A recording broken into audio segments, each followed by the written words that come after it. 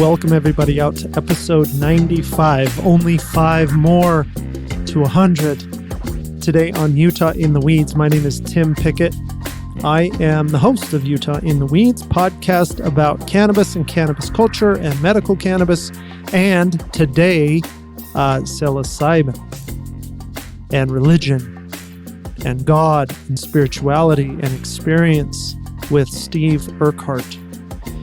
Steve is the founder of the Divine Assembly, a church that is premised on magic mushrooms and psilocybin and interacting with the divine. We have a great conversation today. Steve also teaches public health at the University of Utah School of Medicine in their public health department. He was a state senator here in Utah, represented Washington County down south, and is a phenomenal guy. Lots to say. Got him fired up there at the end. If you listen if you get all the way to the end, a couple of guys just talking about the cannabis program and really the opportunity that we have to move things forward with society, spirituality. Heck, we could even bring back God into the community. For those of you who are not subscribed to Utah in the Weeds, it helps us out a ton. We've got more and more subscribers every week. We're so happy with the response, and heck, we're coming up on 100 episodes. So stay tuned. Next week, Bijan and Paul. Bijan is the founder of Beehive Medical Cannabis Pharmacy here in Utah. And Paul Henderson, the CEO of High Times, and also one of the partners in Beehive Pharmacy in Salt Lake City, Utah. That is our 420 week, Spirit Week, Cannabis Christmas coming up for all of you who are part of the cannabis program here in Utah. And for those of you, 3 of you who listen outside of Utah, thanks for being a part of this. Enjoy this episode and reach out to us on Discover Marijuana on YouTube. I know this is a lot to remember. Discover Marijuana on YouTube. That's the place to get a hold of us. All of these episodes are uploaded there. And there's another place for you to subscribe and learn more about cannabis and medical cannabis and all the sciencey stuff about cannabis. So enjoy this episode with Steve Urquhart. This is one of my favorite conversations. So, Steve Urquhart, what are you up to? So I'm a lawyer, and I still practice a little law. Mostly that's just friends and family stuff. I have a few paying clients, and I teach up at the U of U Medical School. I teach in the Division of Public Health, teach health policy, and I'm busy running my mushroom church, the Divine Assembly. Were you involved in the legislation this spring when they were trying to develop an allocation to study whether or not they should let psilocybin into Utah? I can't really say I was involved in that at all. Very, very peripheral to, probably not even saying I was involved at all. Just kind of followed it and talked with some folks and gave a few suggestions here and there, but I'm happy with it. I like the composition of who's on the task force, and I like the direction of the task force. Even before it starts, I like that it destigmatizes psychedelics to some degree by being worthy of study by the state. So I think this is a big step forward. What do you think about the cannabis law here in Utah? That's a very complex issue there. My feelings on that. At this point, I think it's decent. I think it took, the Utah legislature does a good job when moneyed interests are involved. And now that there's money in it, I think that the law keeps improving. And I'm not a patient, so I, sure don't want to speak on any patient's behalf. I'm not part of it. I go to Wendover to get what I need. And as I think tons of Utahns done. It's amazing the revenue we're giving away. That parking lot is full of Utah plates, as I assume the Mesquite dispensary is too. Oh yeah, I mean it was built. I know the owner or know a little bit about the owners and the group, right? I mean it's built for us. Yeah, well, it is. I mean, I usually talk with the people who are there at the cash register, the people grabbing it, and ask them about all the Utahns, and they say, "Oh, that's all we get. That's our business." Right. But so obviously it's not working completely well if that's the case. But I think that it's doing okay by patients. It's probably better than nothing. Yeah. What makes you not want to be involved, or is that just out of convenience, or? Well, I was very involved. In the legislature, I ran the CBD bill in the Senate, and then helped with attempts in the Senate. Mark Madsen's a bill, and then the initiative, when it started to go wonky there at the end, and the LDS Church started to play, and I think they were absolutely playing games. Just they wanted anything they could call a compromise, whether people agreed to sit at a square table or a round table. They were going to hold up something, like Lion King holding up baby Simba saying, "Here it is. We have a compromise. You don't need to vote for this." And I think that was dark and dirty. I think it was a cheap attempt to get people to vote against the initiative.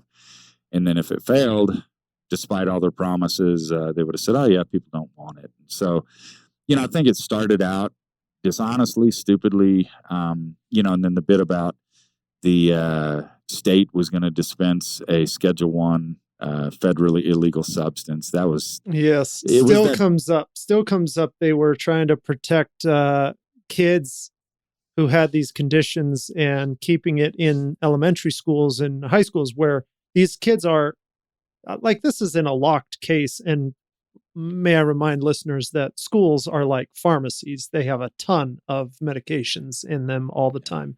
But they were saying the same thing. You're going to dispense federally illegal substance. You're gonna let us carry around they compared it to heroin. Yeah. Well, and if you remember, that's the state was going to be the pharmacies, as they call them. Yes, central fill.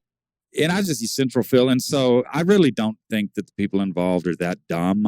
I think that it was something that they knew could be locked up in the courts for years and the state would ultimately lose, which they would have. So I worked with Truce and Christine Stenquist to just try to get the truth out. And my wife and I started the Utah Bee. The point of that, we started it during that campaign to try to get, I'm sure what you're doing, to try to get truth out there. Utah journalists are overworked. I think that you look at the Trib, for example, a lot of great young journalists, but I cannot believe their workload. They need to get out so much work product that it's difficult for them to dig deep on many studies. And here there's just no time because it was on the ballot. So knowing how the church works, knowing how the legislature works, we wanted to get out some truth, get out some stories quickly, knowing that the media would at least read it and it would help give them a start on where they could look with their superior skills and resources. And so, yeah, the Utah Bee is out there and we still run it. We call it Altering the Hive, and it's about cannabis, psychedelics, and alcohol. And have a lot of fun with that. But that was my involvement, was working with Christine and Truce to try to battle back a lot of the dishonesty that was coming from the legislature and the LDS Church. And, we give ourselves, right or wrong, we all need to be the heroes in our own stories. And the Utah Bee, we give ourselves a little credit for helping keep that above the 50% level in the vote. Yeah. And Christine's been an activist clear through, even through today, really involved with Truce in trying to get their message out, that what what they, and I don't, is it wild that I just about said what they consider truth, as if our political system has biased me so much that Yeah. truth is relative to the position that you speak from. Well, to some degree, that's all of us, right? I mean, my version of how this passed, what it was about, that's a truth to me based on what I saw. Is that an objective truth? Probably not. Yeah. So okay, meh, fair point. What when you teach at the University of Utah, I'm fascinated with education. I feel like if I was, you know, I could retire tomorrow and I'd be a lifetime student somewhere. Um, what's the you teach in the medical school in the public health department? Right. They're on Wakara. Right. Yeah. Right. Right. What You class? spent some time there, right? That's where the PA program is. Yeah, yeah. Spent a significant amount of time right there, and I think we were underneath you guys Yep. in the basement for a while. Yep. What courses do you teach? So I only teach two. I teach health policy and leadership to medical students and PhD public health students. And then 2 years ago, I picked up a course on the Korean campus just via Zoom, and that's health systems. It's great stuff. We go after the essential premises of public health. We go over social determinants of health. In the PhD MD course, we go over, kind of start, well, just the history of public health, what it is, and then we get into Medicare, Medicaid, move forward to the ACA, and it's a pretty interesting course. Get to bring in a lot of public health practitioners, and when I inherited the course, it was kind of a who's who in Utah has done big things in public health, and I try to keep those big prominent players. But I also am a big believer that I have friends in low places, borrowing that from Garth. And I brought in some folks who really were down and out in life and then have risen above and went on to get some degrees and done prominent things in the community. I mean, for example, I bring in Christine to talk about medical cannabis and the fight for that. She was a bedridden patient for 16 years, and then kind of a Mr. Smith goes to Washington, Erin Brockovich story. She caned her way up to the Capitol, and I think as patient zero, she had a huge part in changing the state. I bring in Mindy Vincent, who was a 17-year IV drug user, in and out of jail, just really a litany of difficult things there. And she went into the court program and got some life skills, has got 2 master's degrees, started the Utah Harm Reduction Coalition. I bring in a former sex worker, and to me, that's public health. Public health is in the trenches. Yes, we have the officials who run it out of nice offices with big titles, but public health is a lot about the people who are down in the trenches. And community health workers, as a state, we just recognized community health workers as a discipline, as a certified group, and that's where the rubber meets the road in public health. And so I'm really excited to introduce those people and those concepts to a lot of students who largely have been in academia, right? And Right, their whole life. yeah, and some might not know any sex workers, might not know any IV drug users. And they really love those people. Mindy, it's so funny. She'll drop like 10 F-bombs on them, and that's just who she is. And she's just seen so much of life, and she talks like someone who has seen it and wants others to understand it. And the students really just love her and love Christine, love people who've been out doing and experiencing and achieving. People don't that it's one point of the medical cannabis program that I think is like it's always important to showcase or to like get these individual stories out, because there's so much still a stigma with the cannabis program, especially that there's just a bunch of people who want to get high, and we're just kind of creating this gateway so they can do that. And there's a decent portion of the card holders here in Utah that I would say, might fit that mold. However, you might look, you've got to have a program, or else the 72-year-old who was addicted to opioids and changed their life around, or somebody with neuropathy. I've got an interview in May. Somebody with neuropathy so bad they couldn't walk gets help. I'm okay if 10,000 people get access to something that's relatively safe, if I can help those 4 or 5 people. Yeah. I feel like that's where public health, like the balance is. You constantly are fighting for funding and for programs to help the few, really, really, really help the few. And then there's always this fight against the fraud and abuse argument. And we always have to weigh relative cost, relative risks, and what I tell them when I bring in Christine is to talk about her fight and the fight for medical cannabis in Utah.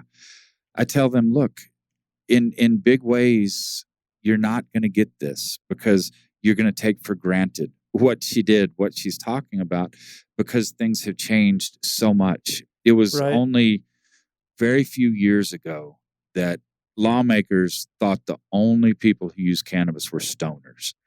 And given how this state leans, they were degenerate stoners, right? I mean, these were not people you wanted to associate with. I mean, that really was the not only the predominant view, almost the universal view up at the legislature, and just pure misinformation, pure stigmatization.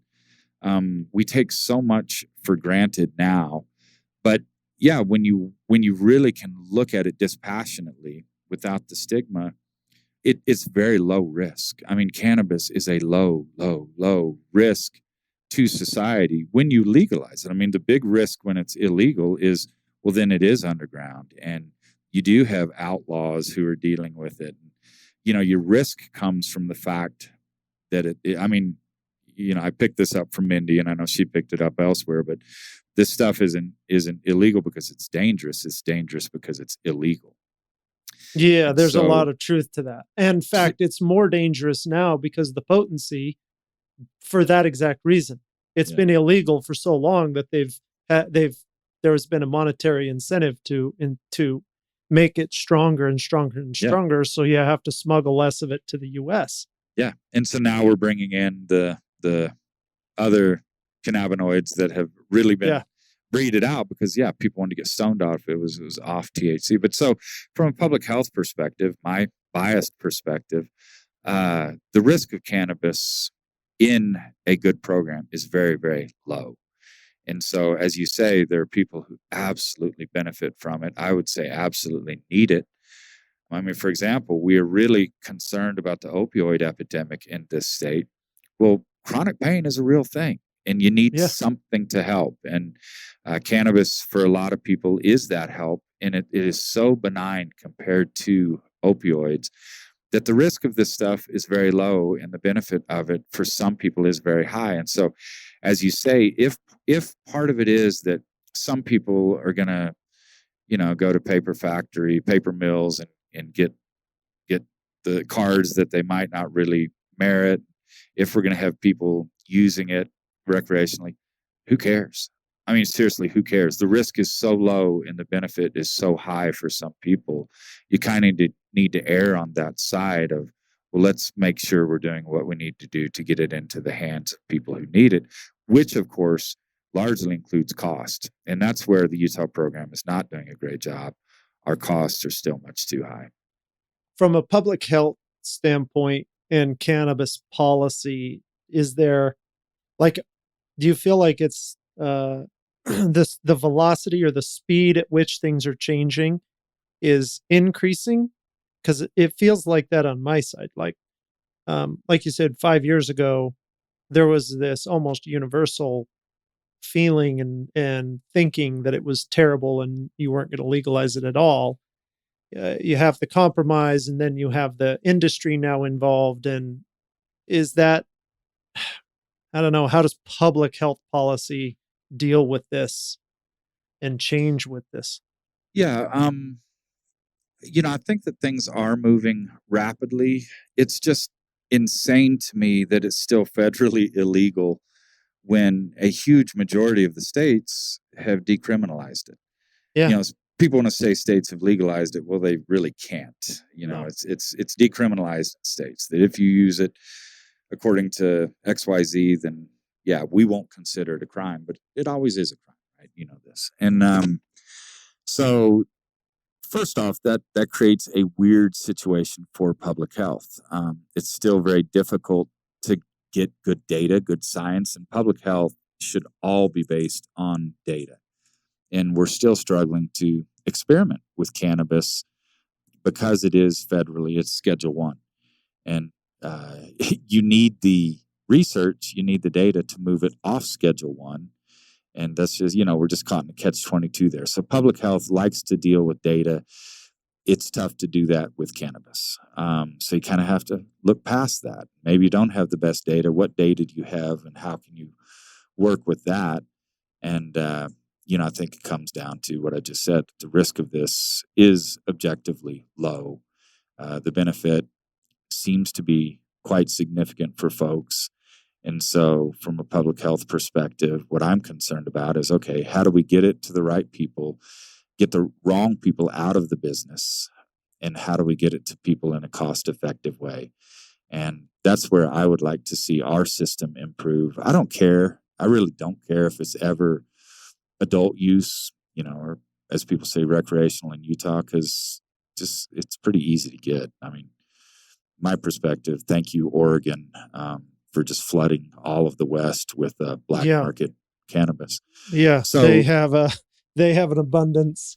It is spilling out by the hundreds of pounds. So recreationally, anyone really can get it. Public health perspective, what are you getting? Do you know what you're getting? Do you know what's really in it? It's better if it is loosely regulated, if it's monitored, but because then you could keep it. Wouldn't you think that, like, better public health policy in that regard, better regulation, you could keep the wrong people from using it if we want, everybody under 21 not to use it? Well, I mean, let's go back to the opioid crisis.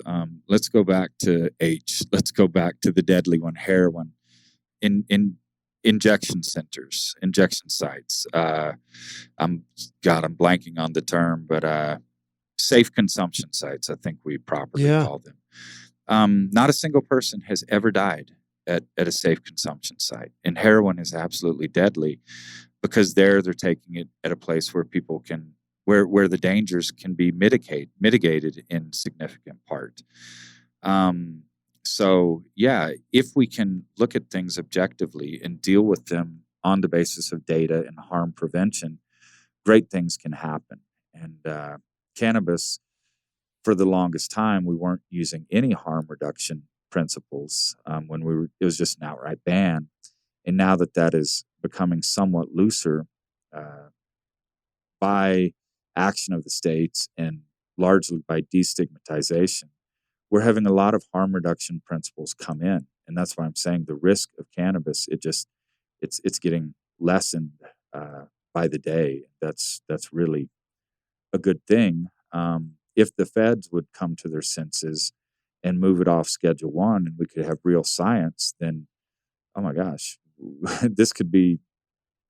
it is a miracle to so many people, but broadly to society. If we could loosely regulate, if we could conduct research, if we could bring costs of legal cannabis in line, it'd be great things. It wouldn't do great things for big pharma. And I'm not really a conspiracy-minded person, but to what degree is that part of the hang up on the federal level?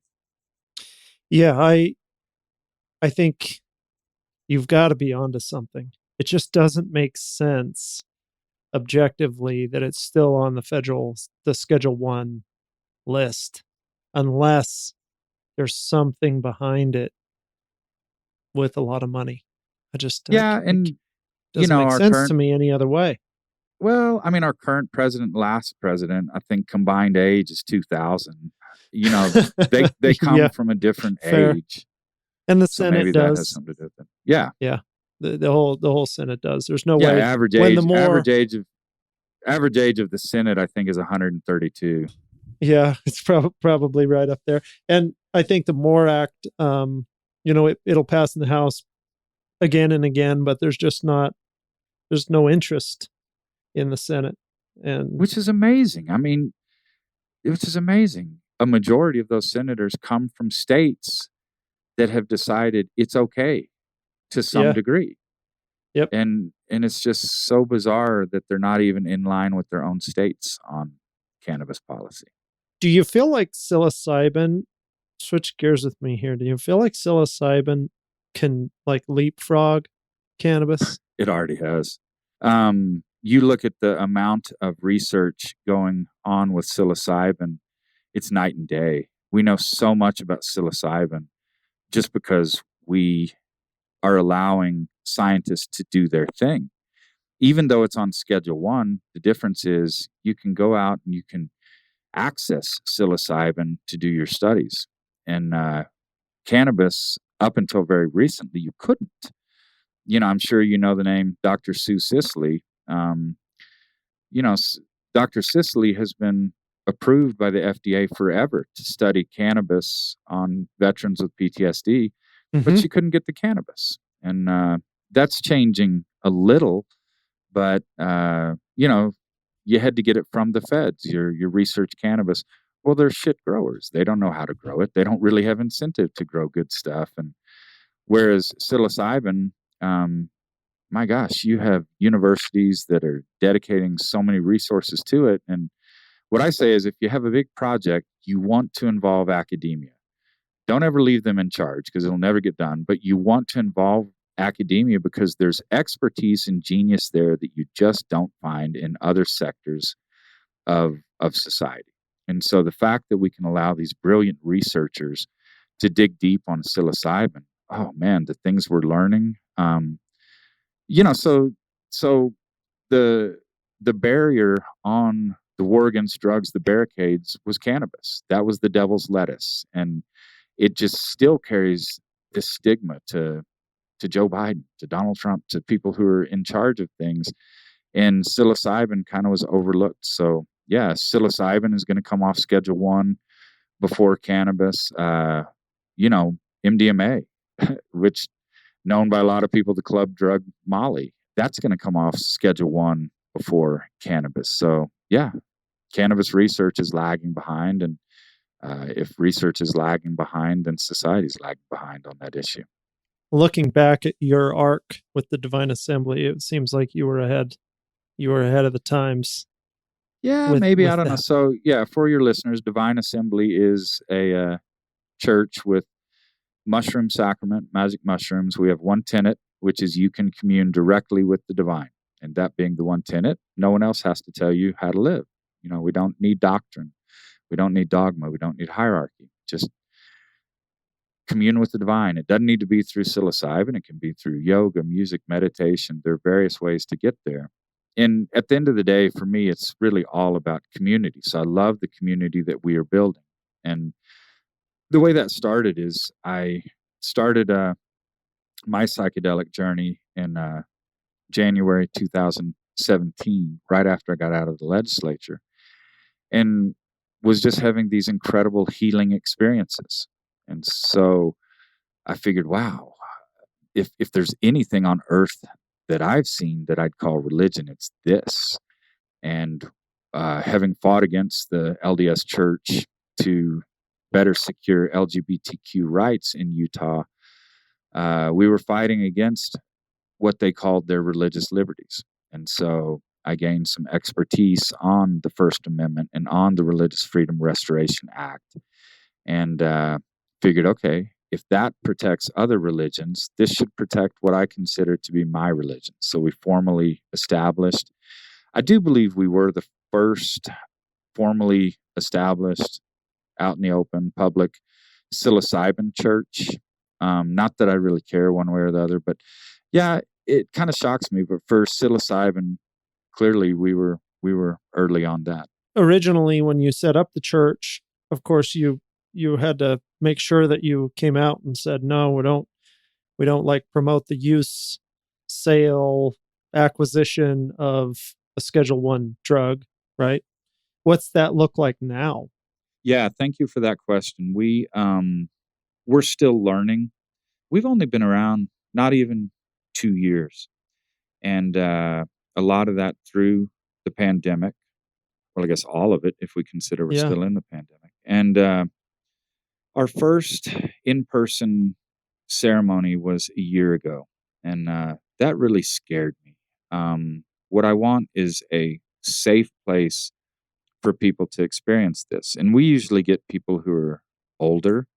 They live pretty quiet, reserved lives. They've read about this or heard about it from kids or grandkids, and they want a safe group to do it with, right? Other people, younger people, well, they have friends and they'll just go do it in their friend's basement.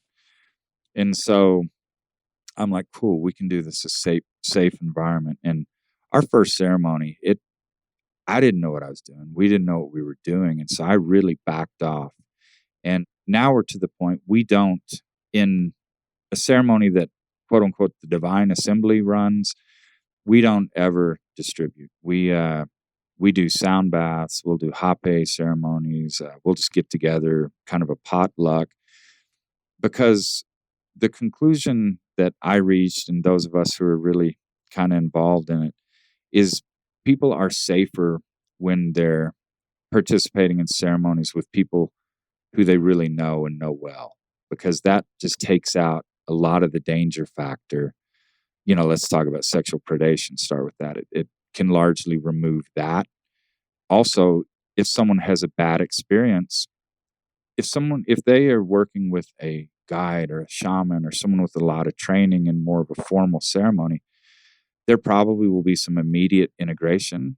But what will the contact be a week later, a month later? And what we're finding is if people meet each other, they become friends, they really have an organic kind of relationship. Well, if something comes up, they call their buddy, like, "Hey, man, I'm having these dreams," or "I'm what do we do here?" And then the guides who, the ones I'm thinking of, who are operating on the TDA platform, well, they know what they know and know what they don't know, and so they can send out a message, "Hey, had a ceremony, someone struggling with this. Who can we talk with?" So it really becomes. We tried to pattern it after the mycelial network, the growth pattern of the Of the mushrooms. mushroom. Yeah, you can consider it the roots of the flowering mushrooms, the fruiting mushrooms, but really that is the fungus. It's the mycelium. And that's how we view the divine assembly, where we have a lot of touch points. And so if someone's struggling, then we're probably going to know someone who they can talk with and get some help. And we're really excited about the community aspect of it. It's something that I haven't heard about with cannabis, but man, if you were describing the same situation and you were talking about cannabis, I feel like it would be the same, right? A lot of young people, they just go into their friend's basement and do it. Yeah. But one of the things I think people struggle with in the destigmatizing cannabis as medicine, probably the same thing with psilocybin to an extent, is this fear of not knowing what it's going to feel like, Yeah. and not being around somebody who can help, Yeah. or understand, like not knowing that you could get paranoid and what are you going to do? Is there a lot of that with psilocybin? Like, I'm just, as a medical provider, I am fascinated with psilocybin.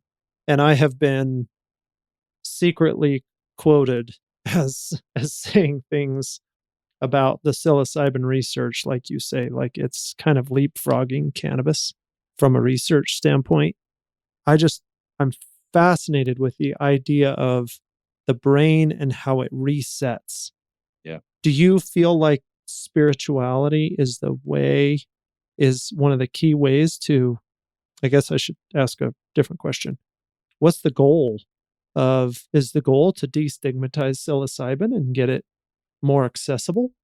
Yes. And I'm going to go back to the question you were about to ask, I think. What is the role of the experience, and I would even say the spiritual experience, in the healing process? Is that what you were? Yes. Yeah.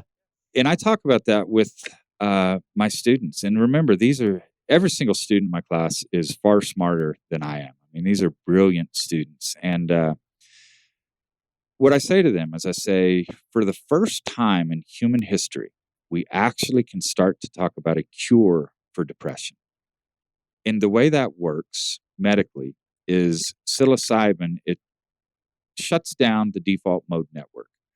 The default mode network is the part of our brain that it keeps us alive. I mean, thank God for this default mode network. I mean, you know, we react to danger before we even realize it's danger. I mean, these are our instincts.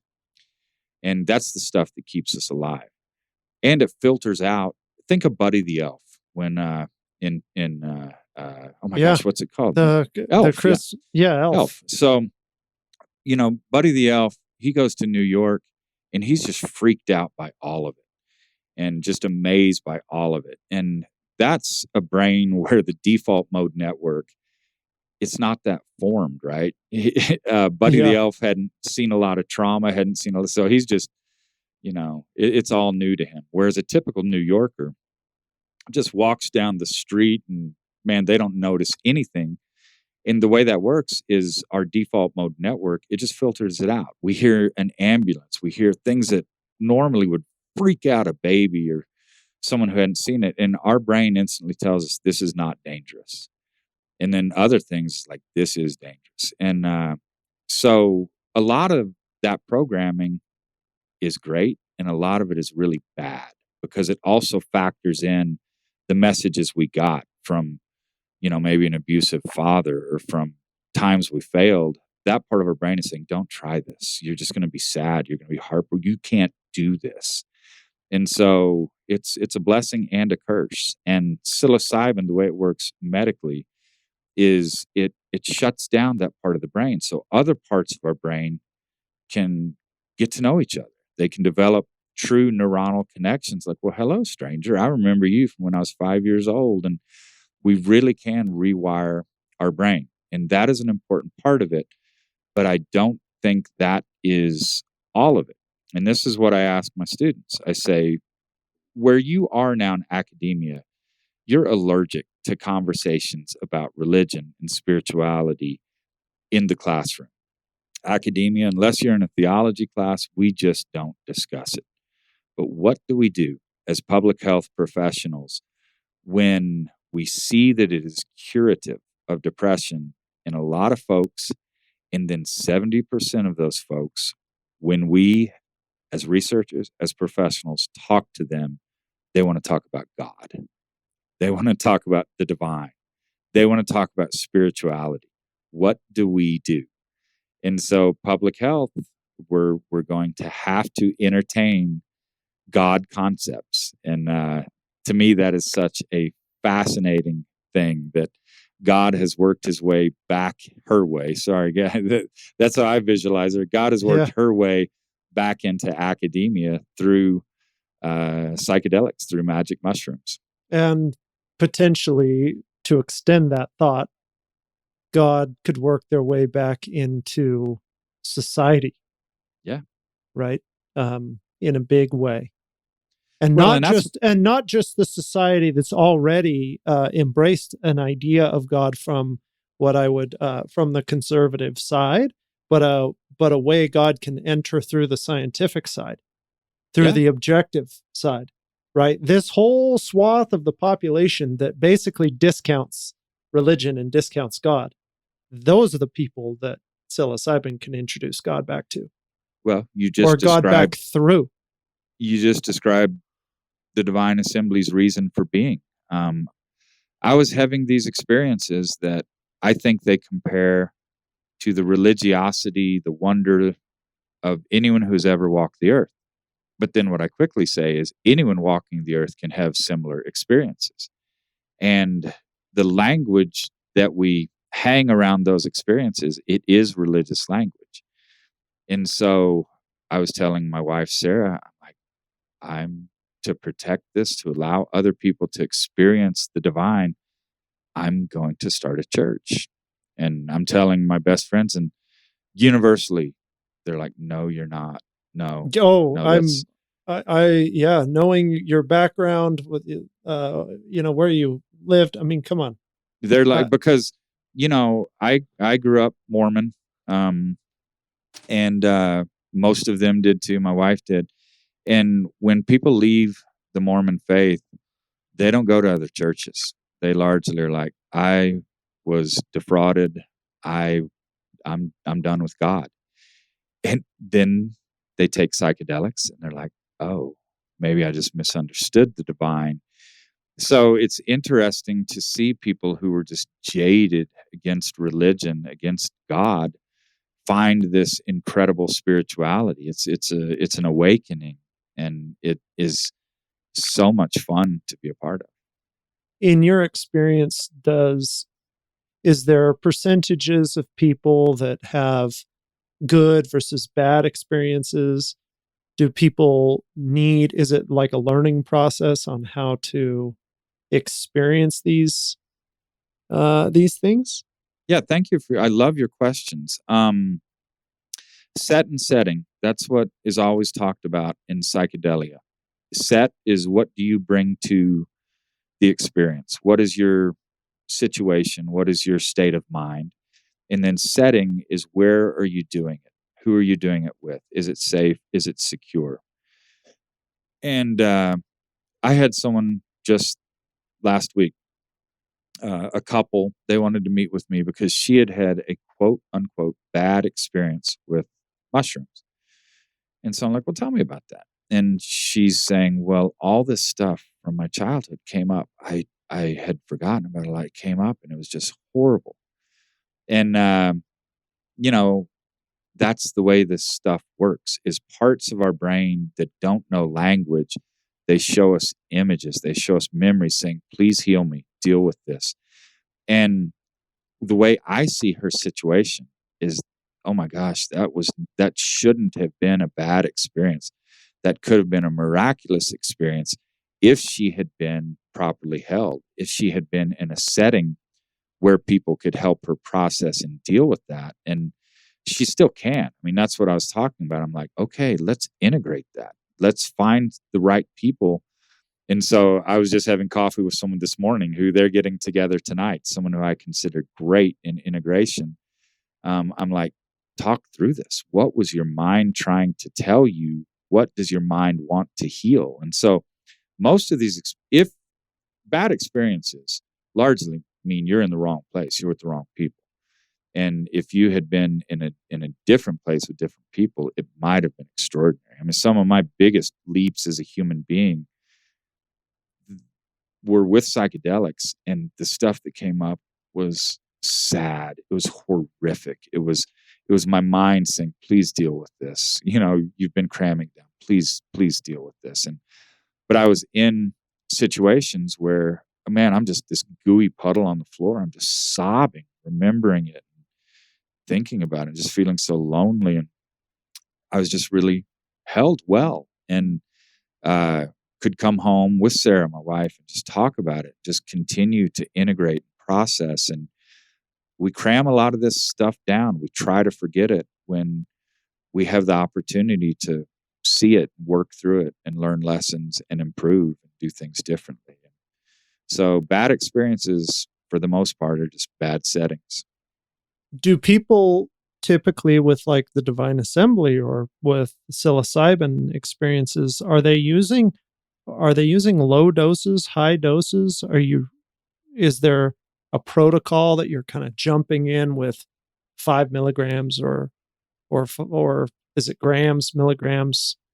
Or Yes, do people microdose and then do big experiences?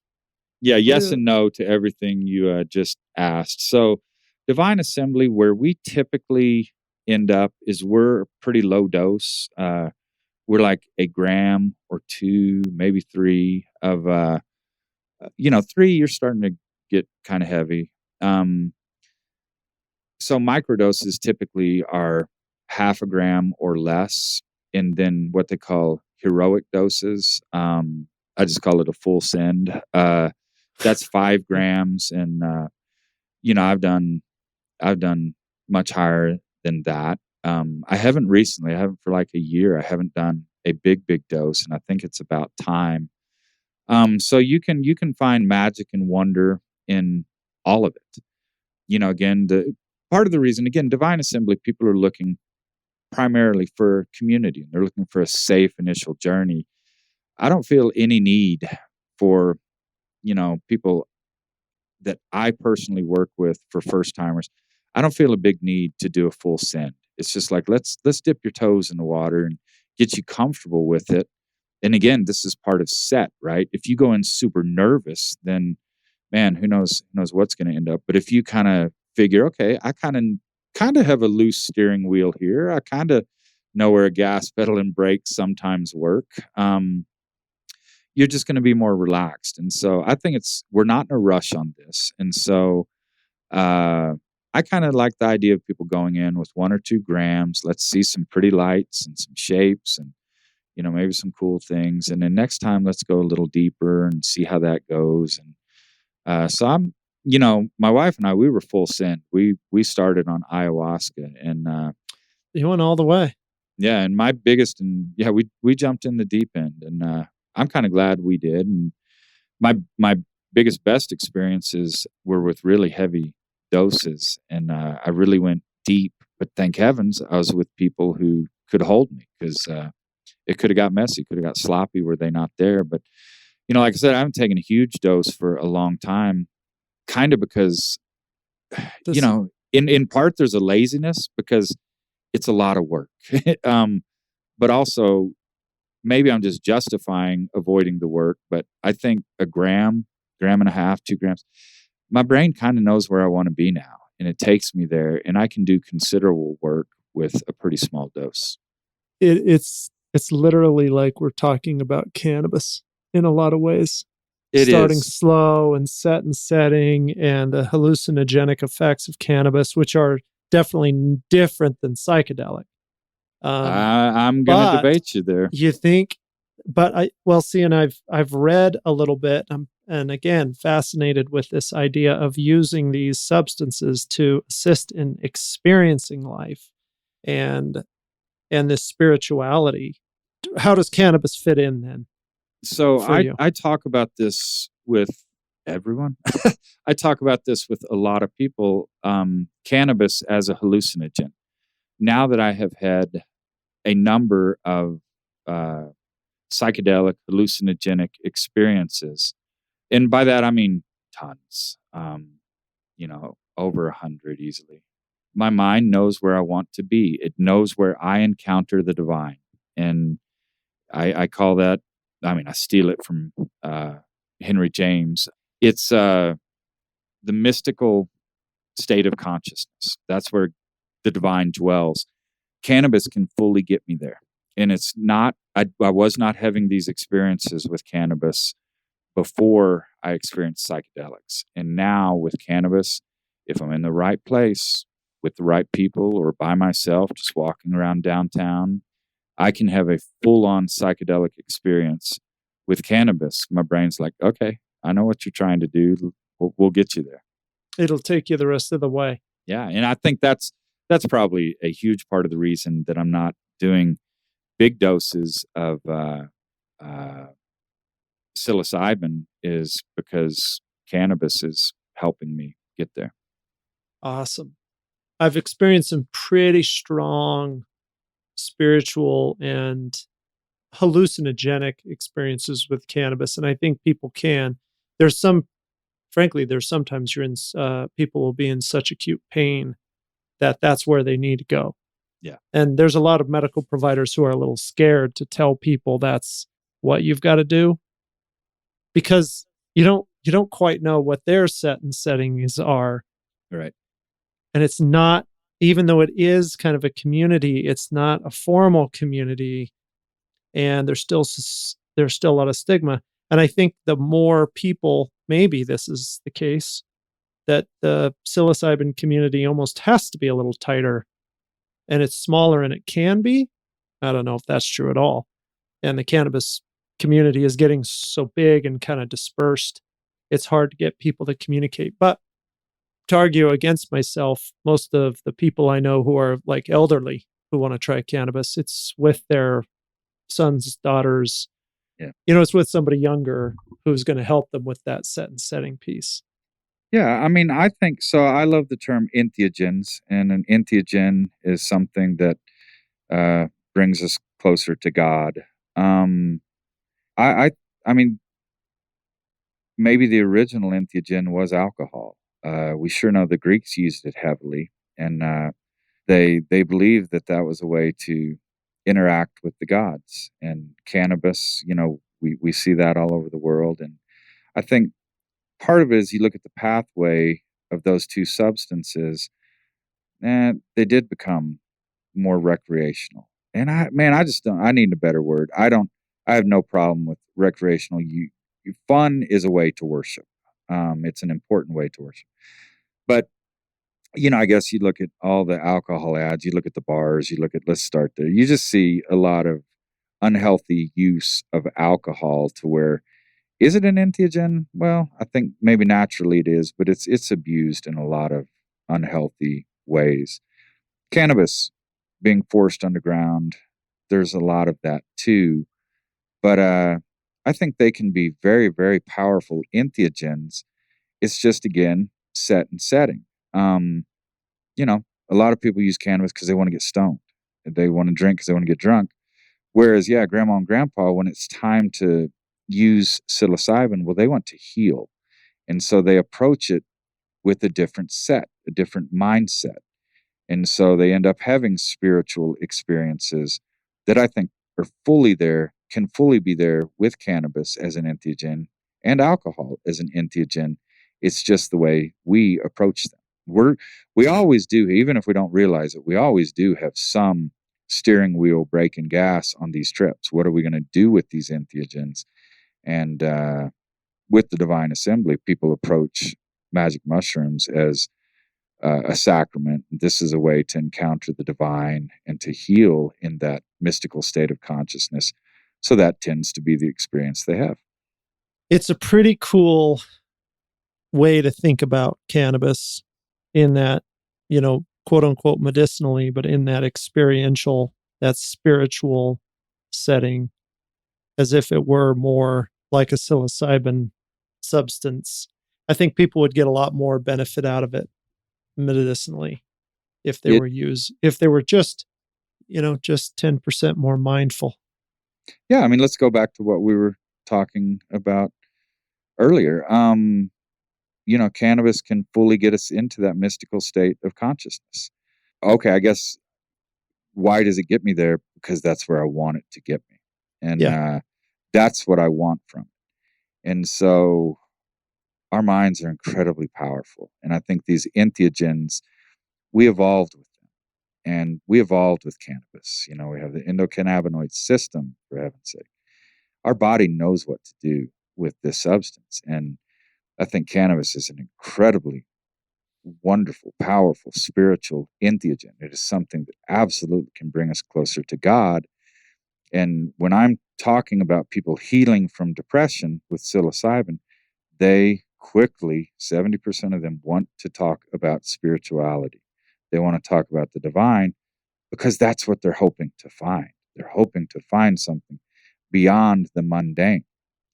And if cannabis users, like I do now, like many people do, I think if that were the set, they probably would find it. And if they're properly held, if they're with people in a place where that is the expected outcome, then I think we would find it more often. So, yeah, yes, we've medicalized cannabis in other places, and heavens, we call it recreational use.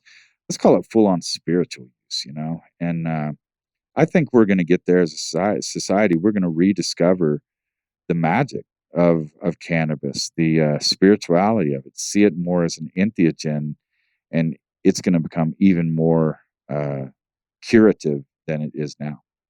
I completely agree with you on that one. And I hope we can together make that happen. Yeah. a little bit at a time. I think that's a project we can work on together. Yeah. Well, But I would love to do that. You know, I'll tell you an interesting thing. Again, let's go back to have mushrooms leapfrogged cannabis. Oh, 100%. The Divine Assembly, we are fully entitled to all the religious protections of the Baptist Church, of Muslim, of any religion. And I think the courts would see that, like they have with ayahuasca. There's some very important, strong ayahuasca cases. If someone wanted to start a church with cannabis, that'd be a different issue because it's to the courts, it still is the devil's lettuce. They don't see the entheogenic, the God greeting qualities of it. They think, these are just stoners trying to pull something off. yeah, And you look at the now I don't know if I don't know anything about this church in Oakland. Maybe it's the shadiest thing ever. I just can't speak one way or another. Maybe it's the best thing ever. But in Oakland, where they have decriminalized cannabis, or sorry, decriminalized magic mushrooms, a church out there was raided, but it wasn't really raided for the mushrooms. What I can tell, it was raided because it was giving out cannabis as a sacrament. And they're saying, we have a legal program for doing this in California. You're outside the program. So even though a mushroom church was raided, my understanding is it was raided more for the cannabis aspect of it. So, wow. yeah. That So, doesn't surprise me though, because that's where our society is. I couldn't imagine a cannabis church, yeah. because I would think that, yeah, I mean, the neighbors, the cops, everybody would be up in arms. Well, I'll tell you what would be fun with Divine Assembly. I tell people we're entitled to religious protection, but don't be stupid about it. This is a Yeah. Schedule 1 substance. Yes. Let's be smart. Let's not flaunt it. Let's make sure we're not diverting it to kids and to, outside of a spiritual setting. Let's be smart. And so how could you do a cannabis church in a smart way? I think it would be great for, in Utah, medical card holders. So not me, but people who have their medical cards get together and worship with it.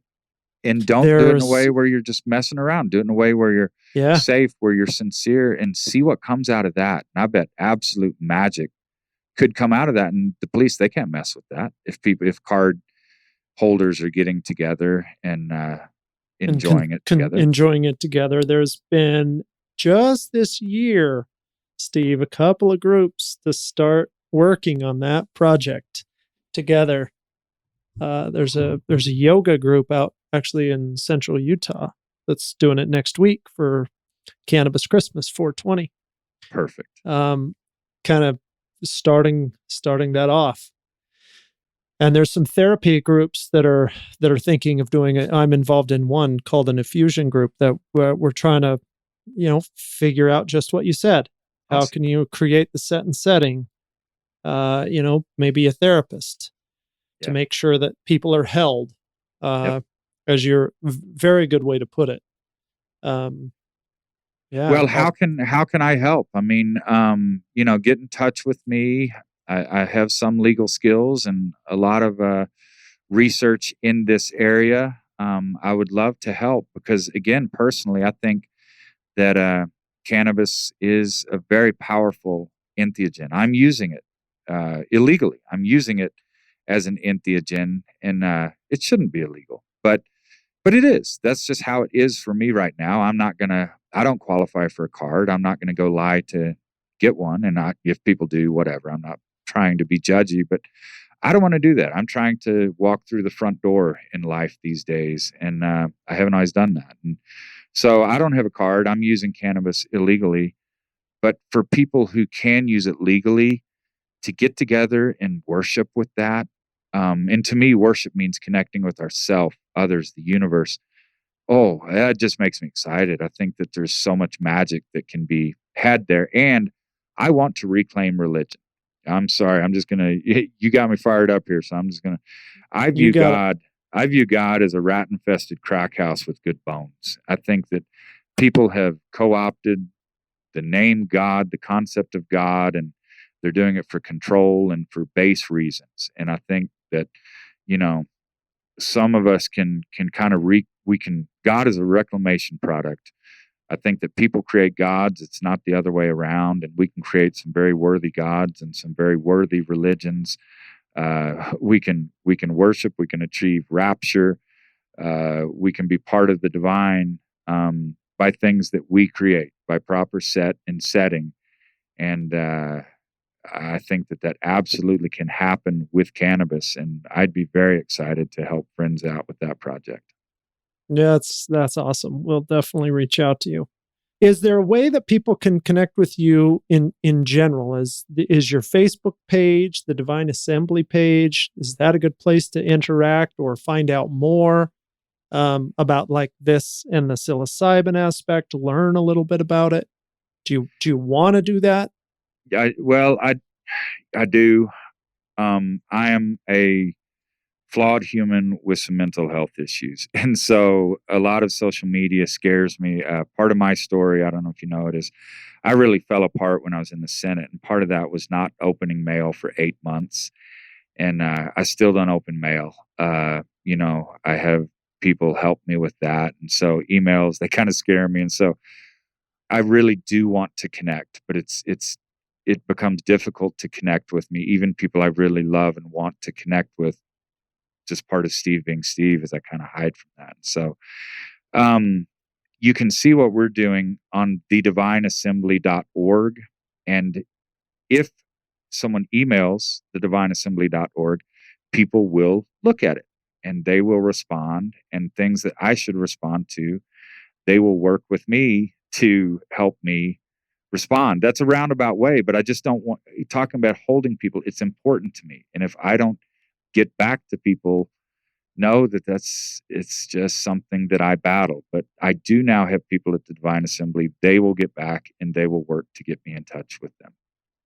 That's a shitty answer, but that's a Steve You know what? answer. That's okay. And for people at the Utah in the Weeds podcast, if you watch us on Discover Marijuana on YouTube, or you listen to this podcast, that channel on YouTube, Discover Marijuana, all the podcast episodes are there.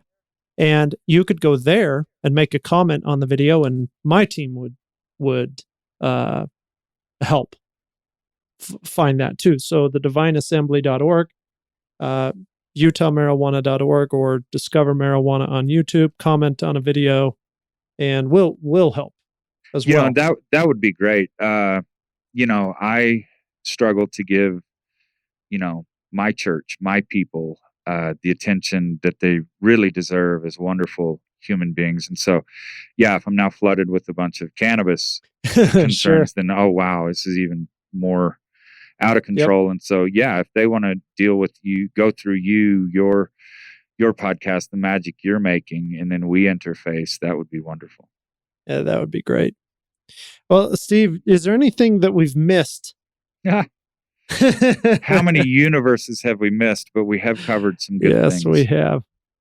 Well, thanks for coming on. I really appreciate this discussion. I think that it's just so important for people and me to listen, learn a little more. Well, what a great discussion. Thank you. And thank you for the work you're doing, and let's make some magic together. Absolutely. For those of you who aren't subscribed to the podcast, this has been a great discussion with Steve Urquhart. And Utah in the Weeds, you can subscribe on any podcast player. You can also listen to all of our episodes on Discover Marijuana on YouTube. Stay safe out there.